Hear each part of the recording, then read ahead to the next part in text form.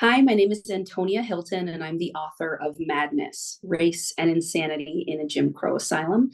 And I'm also a correspondent and journalist for NBC News and MSNBC. Thanks for having me. Well, thank you for writing such a powerful and impactful book about, I think, something that we don't talk enough about in the historical record, which is, asylums, madness, and those people who are locked in institutions and for the most part forgotten. So I would love for you to begin by telling us how you came to this subject and how you came to write this book. Well, I came to this story and to this book as a teenager. I was in my freshman year in college, and I stumbled into a class called Madness in Medicine. And it was all about the history of psychiatry, something that as a child I didn't even know somebody could study. And I fell in love with these stories, with the understanding, with the development of our mental health care systems. But I was surprised to find that so much of that history is told almost exclusively from the perspective of white European patients and white American patients. And I knew something was wrong with that because I grew up in a very big Black family here in the United States that had a long history of mental trauma. And I had loved ones, people in my own family who had spent time in institutions like Crownsville, which is the hospital at the center of madness. And so I knew they were missing and they just weren't part of our teachings of the historical record. And when I went looking for more and trying to find some of myself and my own family in this work, I came across a monograph that in just a couple paragraphs mentioned the existence of this place called Crownsville. And soon I discovered that the buildings, the land was still standing, still present in Anne Arundel County, Maryland, that there were generations of people who had lived and worked here, and they were still alive, many of them in their 80s and 90s. And there was this opportunity too to access remaining records that the state had rescued when the hospital closed in 2004 within our lifetimes. So a very close history.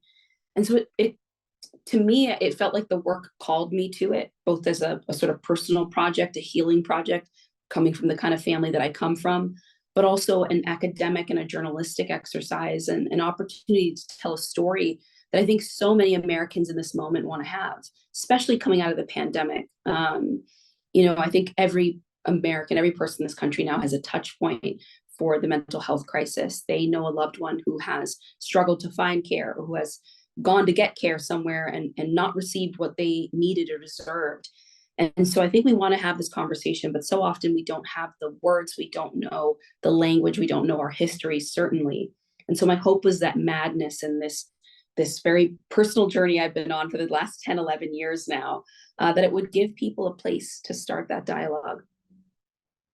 Well, and I really appreciated the chapters that dealt with your family and your ancestral kind of history going back a couple of generations and even more recently, because it really does center the story in the contemporary and how it is factoring in today. But by also then going and talking to these people who work there and amplifying and recording their voices, you bring to life something that is so often forgotten in history, which are the people who lived it.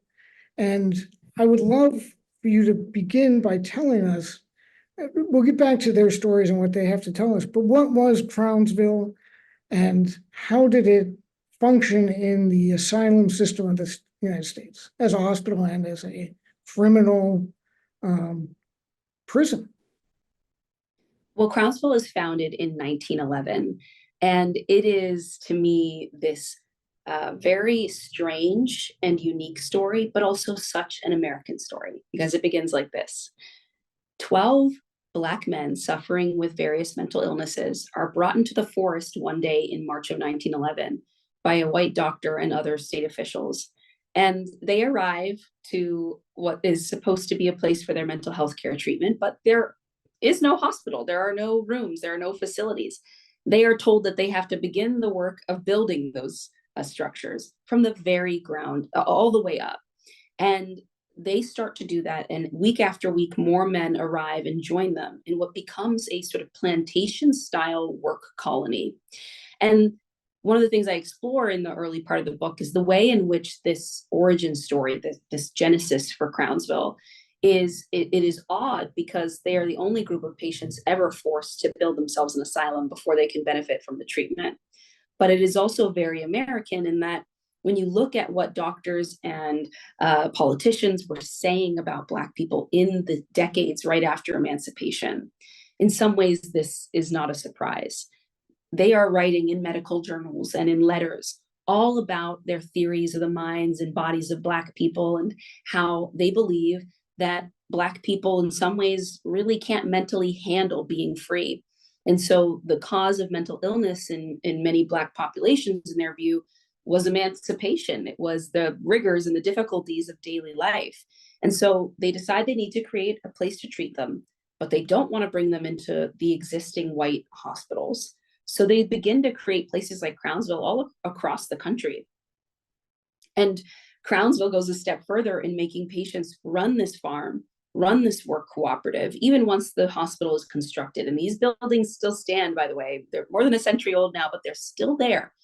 And I think that tells you a lot about the craftsmanship and the skill of the patients who are doing so much of this work.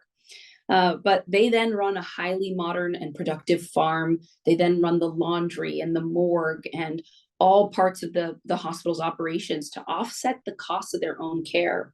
And in many ways, what we find in the records, but also in the oral history and in the stories passed on through generations of Black families in Maryland, is that this place really was like it was the plantation structure. It was to some the good old days.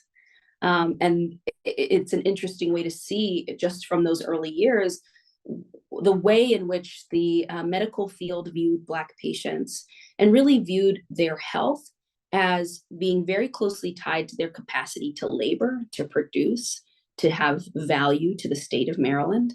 And all of that is right there in those early years. And I show how in each era that comes after, each era builds upon the one that came before it.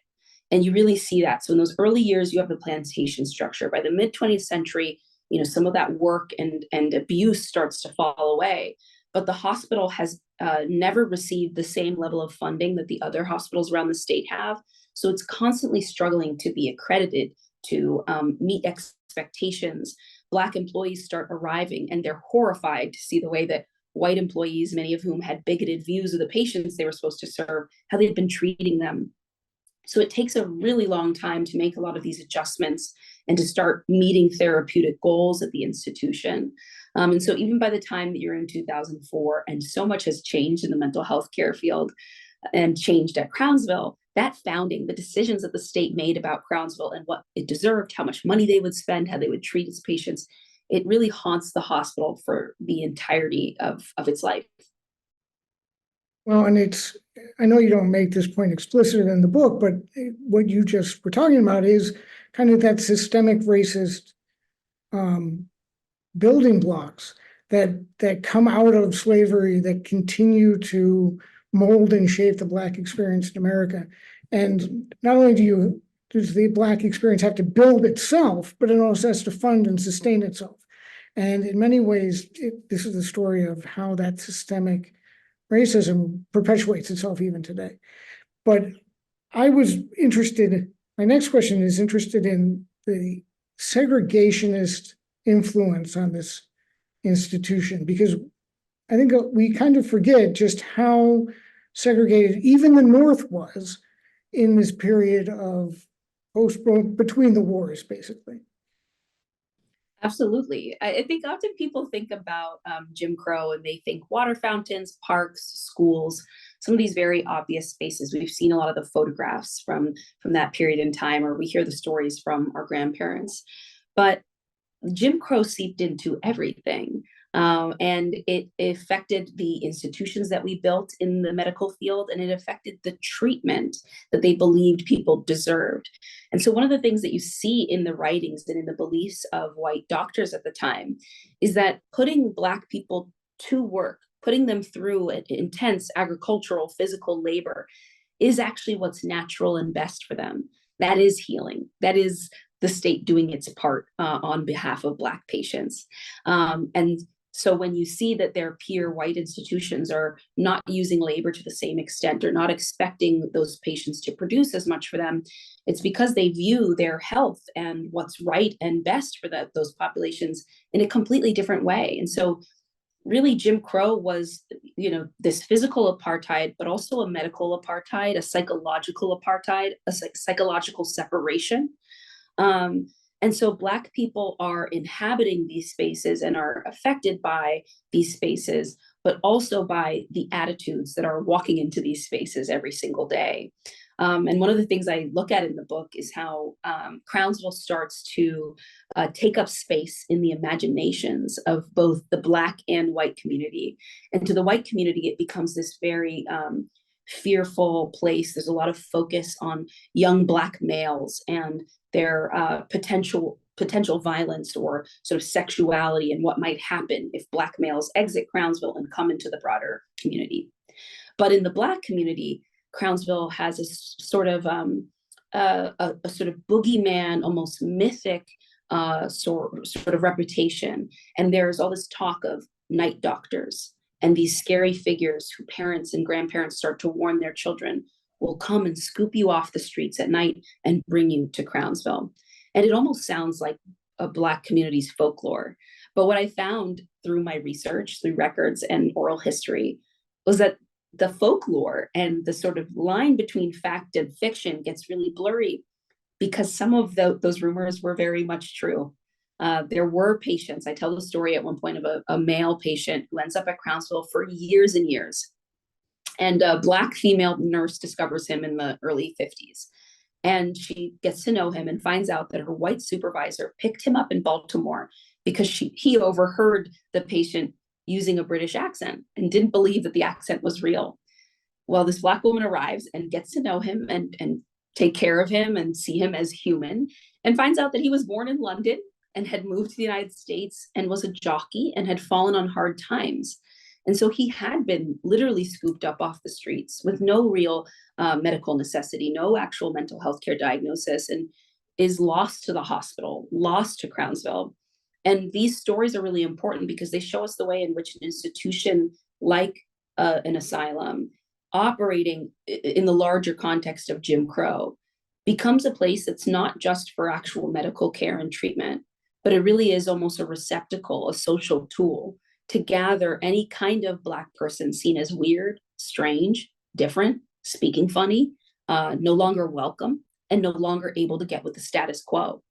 And that includes children as well. There are all kinds of children who end up at Crownsville, some who have emotional or learning disabilities, but many of whom just don't have parents or someone able to take care of them. And the local agencies and adoption groups aren't very interested in working with that population of children.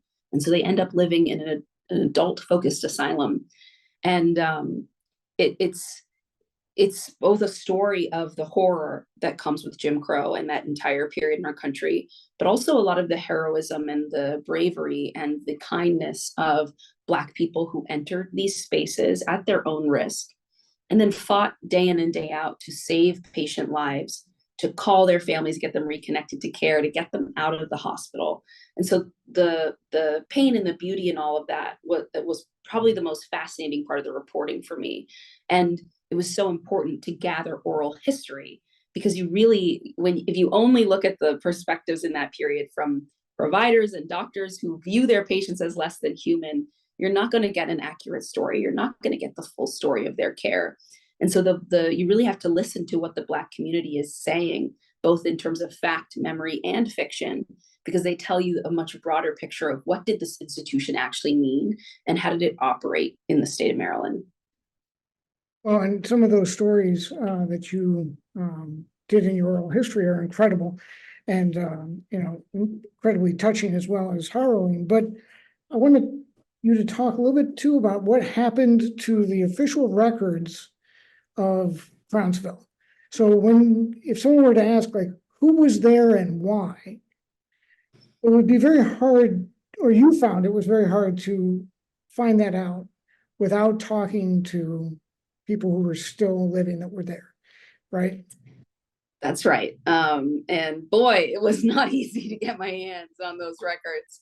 And I think in part that was by design. So any institution like Crownsville was expected to keep records, about patients being admitted, being discharged, deaths, autopsy reports, clinical notes from doctors who would be interacting with patients out on the wards. And, I prepared for a long time to go through what's called an institutional review board process, essentially sort of an ethics exam, and a permission process through both Harvard University professors, but also the state of Maryland, in order to access all of this, with the expectation that, I would be coming across patient sensitive, and sort of highly personal information, and would need to have that training to know what to do and how to respectfully manage it. So after months and months of going through this process, which is not easy, not affordable, not simple and straightforward for any researcher or person to do, I finally get through it with the help of some advisors at Harvard, and I get into the archives, and I find out that all of the records before about 1960 have either been systematically destroyed or accidentally destroyed, as a result of very little care and planning around how to preserve the story of patients. And so what does end up surviving in many cases are the letters, the writings, the priorities of people who were running the institution, who again, for decades, didn't see their patients as fully human and as deserving of top level care. And so, you can read a lot about their concerns about things like the budget and the politics and reputation of Crownsville, their own resistance to integrating Crownsville. But if you're looking for the interior lives of patients, for the psychological experience of patients, stories of recovery, stories of failure, they're not there. And when you see that and you're faced with that, in many ways, I think the lack of material, the absence of their perspective speaks almost just as loud. But as a reporter, then my responsibility was to go and fill in the gaps, go to people's homes, and not just record them and my conversations with them, their memories, but I actually went through their attics and their basements and their personal photograph collections to bring new materials that the state had never really properly sought or organized, bring it into the fold and make it part of the story. And in doing that work, I came across unbelievable records. I mean, one man named Paul Lurs, who worked at the hospital for 40 years and is many ways, just such a hero in the Annapolis and Baltimore areas. He rescued so much of the material from the hospital, just sort of in his own split-second decision. He keeps it in his own fireproof cabinet in the hospital's final days in around 2003, 2004. He gives a lot of it to the archives, but he also keeps a lot at home. And I found patient poetry, original photographs, letters, reflections from interns who came and spent brief amounts of time at Crownsville and had their criticisms of the institution. I mean, you could just see so much of the texture, and you could really bring this institution to life by marrying all these different types of sources together. And that was a very important, but also cool thing. I think people sometimes they discount oral history and memory as unreliable. But in my view, especially when you're looking at a period like Jim Crow, writings and records are just as unreliable or bigoted. And so you really need to figure out the balance, the way to get all these records to complement and support each other, not fight with or overshadow each other. And that was one of the most enjoyable challenges of this work, was how do you weave all these things together, and really tell an accurate story here. But I tell people, I don't think I could have finished this book with less than 10 years time, because of just the amount of time that takes to find these sources, to build relationships that people trust you and want you to come into their homes. I mean, there are people in this book that waited 5 to 7 years to agree to speak to me because of what they had been subjected to or what they remembered or what they saw. And so it takes time to build those relationships, to uncover all of this. And 19-year-old, 20-year-old me in those early days probably was very frustrated and angry. Not probably, I know I was. But the process afterward, the sort of fight to get all that was out there, ended up being really, really rewarding too. Well, and one of the greatest things I think you did was you talked to psych nurses. And as the son of a psych nurse, I know how difficult they can be sometimes. So I would love for you to tell us about the people who integrated Crownsville, the staff that went in there, and what they faced trying to help people who looked like them and came from the same background from them, and how that was rewarding, but at the same time challenging and sometimes Oh traumatic. yeah, it's a very messy period of history. And this is another part of the American story that I think gets a little bit whitewashed and oversimplified, right? We think about Ruby Bridges, so we think about these heroes, they enter, or maybe they lead a march and then something changes and America improved. And there's some truth to that narrative, but often there were children or young adults put in the position of being pioneers in workplaces and schools all around our country who were really carrying the weight of this fight on their shoulders alone, without a lot of protection, support, and often without colleagues who really liked them or welcomed them into these institutions. And so many of these people are still alive today. And so it was an honor, frankly, for me to get to know dozens of women and men who were some of the first Black people in the state of Maryland to become doctors and nurses, to get jobs at a hospital, to become employees of the state. And they arrive, some at the very end of the 40s, but really mostly in the 50s. They start getting their foot in the door, getting their first jobs as aides and attendants on these wards. And there starts to be this very strange power dynamic, frankly, where there are these white employees who've been at Crownsville for a very long time. They run the place and they are the supervisors. Then there's a new group, a class of Black employees who arrive, who are in their early 20s. They're very young. Some of them are just teenagers, actually. And they come into Crownsville and they're not in charge. They don't have a lot of power, but they do know their patient population very well. And one of the strange things is, they don't just look like them. They've gone to school with them. They know what church they go to. They go to the same restaurants and bars as their patients. So they really know them to a whole different level. And then at the bottom of that totem pole are the patients themselves.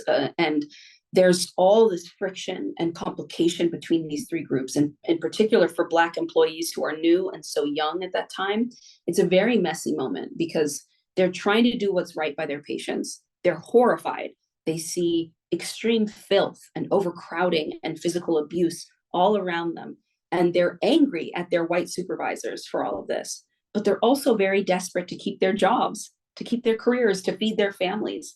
And so they have to figure out how to operate, how to collaborate, to push, to change the people they're working with, and also to take care of the patients.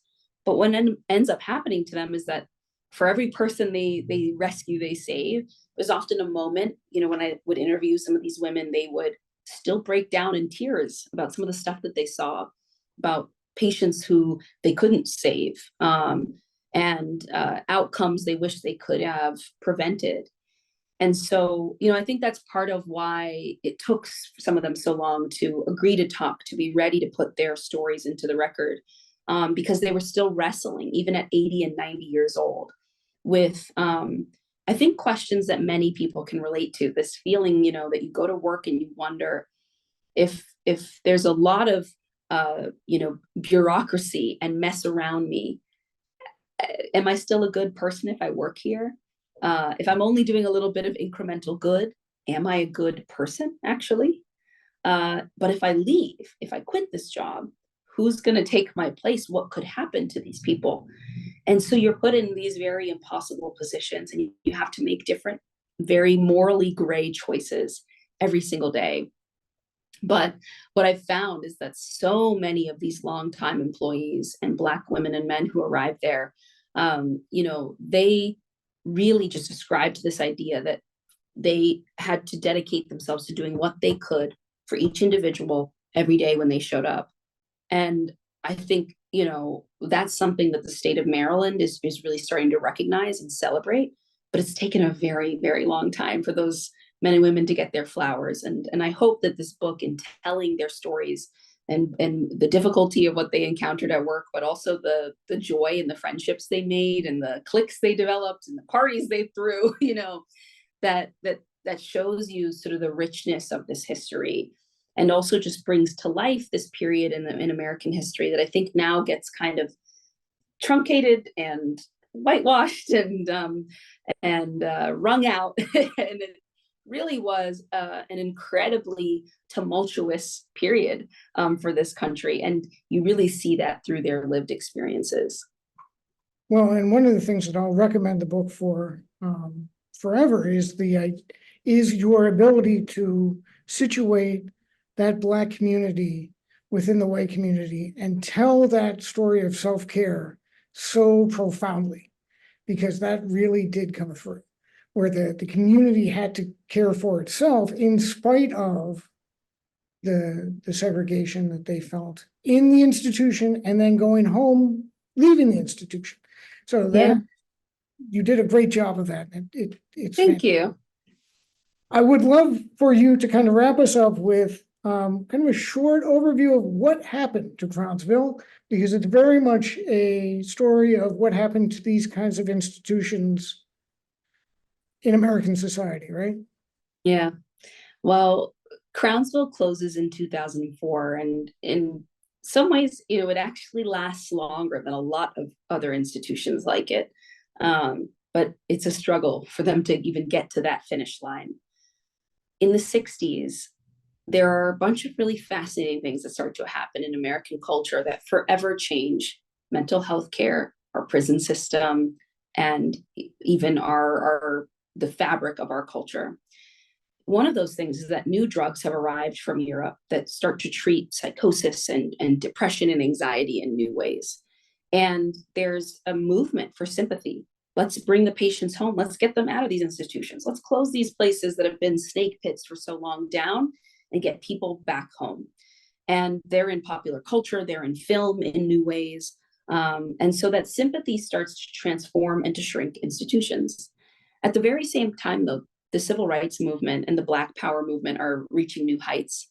There are protests all over the country, and often there's backlash. So Black people being arrested and criminalized for protest. In fact, the one part of the book, I tell the story of 3 civil rights protesters called the Elkton Three, who are committed to, because they are labeled as insane for trying to eat at a white-owned establishment and for refusing to cooperate with authorities after they're arrested. And so, you see the way in which Black protest, even at this moment when there's more sympathy for people who are struggling with their mental health, Black protests and Black complaints and Black concerns about America are actually being criminalized at new heights. And so there are these sort of concurrent and sort of hypocritical shifts happening, and Black people are at the center of them. So one of the things I argue through the lens of Crownsville, through what we saw happen to Crownsville, is that the population that Crownsville served, which even after integration remained majority minority, it's starting to be criminalized in new ways. And that's going to pull their patient population more closely, more into prisons and jails than it is really going to get them back home.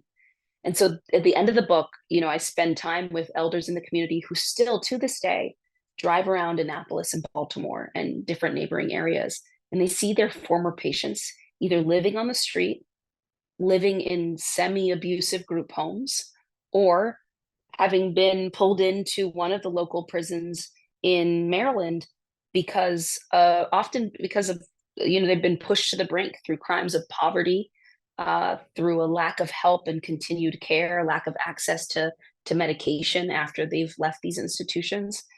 And so, we're in this moment now where people talk a lot about mental health and self-care. They are concerned about housing inequality and the homelessness crisis in America. But, these are not coincidences. We're not seeing these things and we don't know where they came from. I argue that the asylum and the closure of the asylum and its relationship to the construction of these other systems that have now taken on so much more power and prominence in our culture, that they help us find the answers for why our system has ended up this way, why things feel so broken, particularly in communities of color, particularly to people who are of lower income. But I mean, now, even if you are wealthy, you can find yourself on a very long waiting list to get a new therapist, to get a psychiatrist. There are many who won't even take insurance. even if you have great insurance. And then when you go to institutions or you have to send a loved one somewhere, you could end up with bills for tens of thousands or even hundreds of thousands of dollars. This is a system that is failing even the wealthy now. And the question is, what do we do about it? What's the roadmap to look at where we let things fall apart? And I think when I would argue, going back to the 60s and looking at some of our decisions around, how do we classify someone now as a patient or as a criminal, as someone who's deserving of mental health care or who needs to be locked up, as someone who we believe can recover and rehabilitate, and someone who we think is just too far gone. These are choices that we've made as a society. They are, and they are different than choices we've made in the past. These are terms that have converged and gotten very blurry and messy. And Crownsville is an amazing way, really, an amazing window into all the choices we made around these social practices, the language that we use, the institutions that we decided to fund or no longer fund. And so if you're wondering where much of our mental health care system has gone today, one of the things I share with people often is, depending on where you are, certainly here in New York City, for example, often your largest provider of mental health care services is actually a place like Rikers, a jail or a prison. And they may work with hospitals and have associations with these groups, but often the frontline place that people are getting medication or meeting a psychiatrist is behind bars. And that's not a coincidence. A lot of these shifts brought us to this moment. Yeah, and my only hope is that there are people working in Rikers and institutions and other prisons who are as dedicated and compassionate as the ones you saved and shared with us in your book. And it's a brilliant read, and I recommend it to everyone. We own several copies. Thank you. So is there anything you're working on that you'd like us to know about before we say goodbye?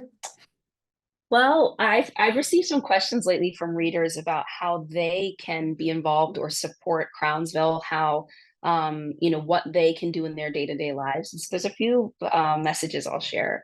The first is on April 27th this spring, there's going to be a ceremony on Crownsville's campus that's open to the public. Anyone who wants to visit on a Saturday in Maryland, you'll be able to go to Crownsville and actually pay your respects, visit the institution, see some of the people, even meet elders who worked or lived there.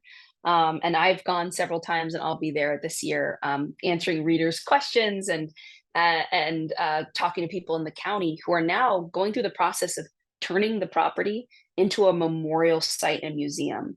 And they want to hear from people, whether that's nonprofits that work in the mental health care space, or maybe do veterans housing or support for the elderly. They're looking for ideas, for pitches, for organizations to come in and run programs in Maryland that will be open to the public, that will be accessible and fun and supportive for kids and families, and all the way up to the elderly. And they're fielding those calls right now, but they're very eager for people who think they have a good idea or an offering to get in touch. So if you're someone who has a connection to Maryland or an interest or an organization that's expanding, call them, because they want to hear from you. And then I think for people who are wondering kind of what to do with this knowledge, or what to do with the outrage that you may feel about this system right now, there are a few things that should actually make you feel a bit empowered. The first is, while there's a lot about mental illness, its biology and genetic roots that we don't know, we actually do know a lot about mitigation and the things that we can do for kids and families to prevent people from ever developing these challenges in the first place. Supporting things like libraries, parks, safe, free spaces where kids truly feel welcomed and not overly surveilled or too closely watched and controlled. Too many children are reporting in surveys, according to doctors and psychiatrists that I speak to, that they don't have anywhere to go beyond their school, their home, and their phone. So what you can do to help children actually feel less lonely and feel more supported and loved right now is just support local spaces and the programming they might like to host. that would welcome children into those spaces, because so many children are suffering after the pandemic still. The other piece that many doctors and psychiatrists believe is that we could all fold in more simple acts of kindness, patience, support, and outreach to neighbors, to colleagues, to friends who may be suffering. So helping them before it gets to the crisis point, reaching out on their behalf, helping them get on the list for doctors, giving them support. And then, the other piece of all this is translating it into pressure that you put on your local officials, pressure that you put on, candidates who might be in the next couple months visiting your city or town. Demand that they do something about this crisis, demand that they fund these programs. Because so long as we live in a place of stigma and shame, and we don't talk about the fact that all of us know people who are suffering or are suffering ourselves, politicians often don't think they have to do anything if there's no constituency, no valuable group that they have to answer to. But we could build one. We could be one, and this is a very big umbrella, because mental illness, substance abuse, grief, suffering, they don't care about your political background, your racial background, or how much money you have. They come for all of us. And so, where are the opportunities for you to collaborate across the aisle, or with neighbors, or with people who maybe you don't always hang out with, to build something better? The possibilities are there. We don't have to throw our hands up and just accept that this amount of suffering, that these kinds of crises are just the way things have to be in this country. We could all do a little bit more of this kind of work, of this kind of support for our neighbors tomorrow. And I think that that's actually a very hopeful and inspiring thing.